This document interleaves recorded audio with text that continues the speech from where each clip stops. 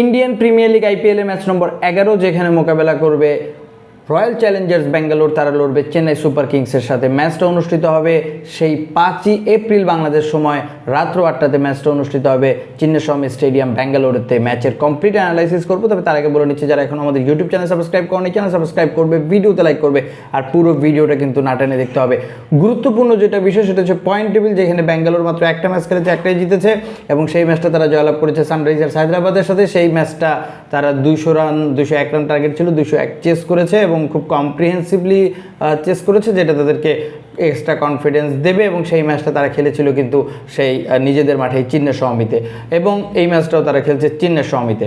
এবং ওই যেই দলটা চেন্নাই সুপার কিং, তারা দুটো ম্যাচ খেলেছে, দুটাই হেরেছে এবং তারা কিন্তু শেষ ম্যাচটা হেরেছে তাদের নিজেদের মাঠে, অর্থাৎ চেন্নাইয়ের মাঠে চিদাম্বরমে। এবং সেখানে তারা একসময় মনে হয়েছিল যে ম্যাচটা হয়তো জিততেও পারে, যে রান তারা করেছিল, কিন্তু আসলে তারা জিততে পারেনি, তারা পাঞ্জাবের সাথে পরাজিত হয়েছে।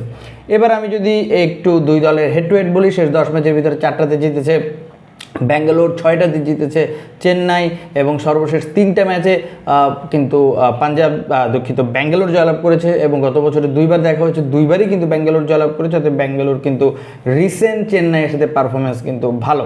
এবার আমি যদি একটু এই মাঠের কথা বলি, নর্মালি এই মাঠে অ্যাভারেজ রান 169, এবং এখানে 42টা ম্যাচে আগে ব্যাট জিতেছে, 55টা ম্যাচে পরে ব্যাট জিতেছে। নর্মালি টসে জিতে পরে ব্যাট করাটা ভালো, এবং এখানে মাঠটা ছোট, রান অনেক বেশি হয়, যে কোনো রানে কিন্তু চেস করা যায়, যেটা আমরা গত ম্যাচেও দেখেছি। 201 রান চেস হয়েছে প্রায় 16-17 ওভারের ভিতরেই। তার মানে এখানে কিন্তু সেই চেস করাটা খুবই সহজ, এবং চেসের জন্য চেস মাস্টার বিরাট কোহলি তো আছেই। সবচেয়ে বড় যেটা ব্যাপার সেটা হচ্ছে যে এই দলটা মানে এইখানে টসে জিতে পরে ব্যাট করাটা সবচেয়ে ভালো। কিন্তু যদি চেন্নাই এখানে পরে ব্যাট করতে পারে তাহলে চেন্নাইয়ের জন্য একটা সুবিধা থাকবে, যেহেতু এই মাঠটা ফেভার করে পরে ব্যাটের জন্য। সেই ক্ষেত্রে কিন্তু ব্যাঙ্গালোর যেহেতু টিমের ক্ষেত্রে স্ট্রং, তাদের চেস করার রেকর্ড ভালো এবং আর্লি কিছু মুভমেন্ট থাকে এই মাঠে, সেক্ষেত্রে প্রথমে যারা ব্যাটিং করবে তাদের জন্য একটু টাফ, এবং সেই টাফ কাজটা যদি চেন্নাই নিতে পারে তাহলে সেটা চেন্নাইয়ের জন্য একটু বেনিফিট হবে, এতে কোনো সন্দেহ নেই। তো এবার আমরা যদি একটু ফ্যান্টাসি পয়েন্ট দেখি দুই দলের, যদিও এই চেন্নাই 2টা ম্যাচ খেলেছে, তাদের প্লেয়ারদের এখানে অবস্থানটা একটু বেশি থাকবে। তারপরও আমি একটু সিরিয়ালি যদি বলি যে এখানে দেবদূত পাদিক্কাল, তিনি 1 নম্বরে আছে পয়েন্ট ফ্যান্টাসি পয়েন্টে, 2 নম্বরে আছে কাম্বোজ, তিনি 2 নম্বরে আছে চেন্নাইয়ের বলার।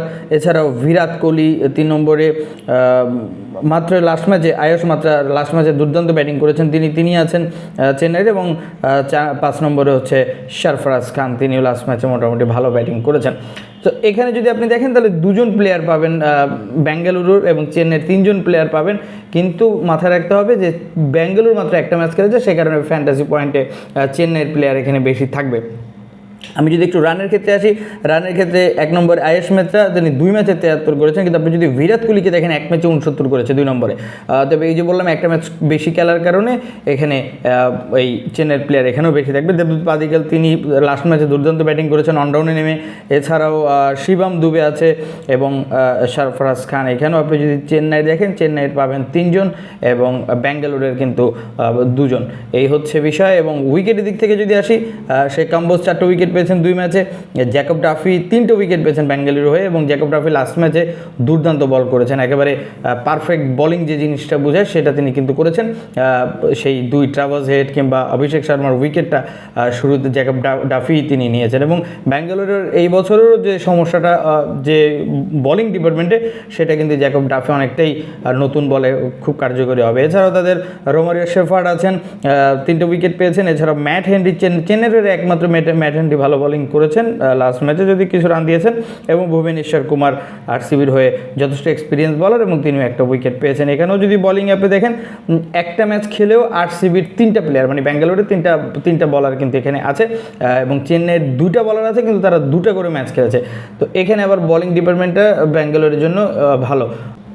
ওভারঅল যদি বলি এই ম্যাচে আমার প্রেডিকশন হচ্ছে রয়্যাল চ্যালেঞ্জার্স ব্যাঙ্গালোর এই ম্যাচে ফেভার থাকবে, কারণ রিসেন্ট 9 ম্যাচে 7টা ম্যাচ কিন্তু চেন্নাই পরাজিত হয়েছে, অতএব এবং এই সিজনটাও তারা ভালো শুরু করেনি, 2টা ম্যাচ হেরেছে, তার উপরে অ্যাওয়ে ম্যাচ।